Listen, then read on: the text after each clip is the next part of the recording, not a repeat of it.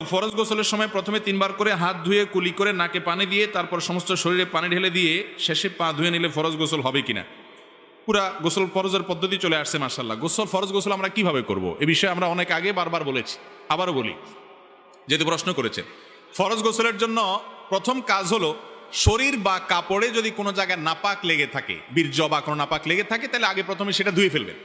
সেটা কি করতে হবে? আগে ওই জায়গাটা পুরাটা না, কাপড়ে কোন অংশে লাগছে ওইটাকে ধুয়ে ফেলবেন, শরীরে কোন অংশে লাগছে ওইটাকে ধুয়ে ফেলবেন, পরিষ্কার করে ফেলবেন। এটা হলো প্রথম কাজ। এরপরের কাজ হলো অজু করতে যেভাবে 2 হাতের কবজি, কুলি, নাকে পানি, মুখ ধোয়া, হাত ধোয়া, মাথা মাসে করা যতটুকু আছে এর দূর পরিমাণ করবেন, শুধু পাও ধোয়াটা বাকি রাখবেন। আর কুলির সময় সাধারণ অজুর কুলি চলবে না, কুলি করতে হবে গড়গড়া করে, ভালো করে, বুঝতে পারছেন? নাকে পানিও দিবেন ভালো করে। এরপরে আপনার শরীরে আপনি পানি ঢালেন, মাথায় কাঁধে পানি ঢালেন, 3 বার কমপক্ষে ঢালেন এবং ভালো করে ডলেন। বের হওয়ার সময় পাওটা ধুয়ে বের হয়ে যান। অজু প্লাস গোসল একসাথে হয়ে গেছে, প্যাকেজ।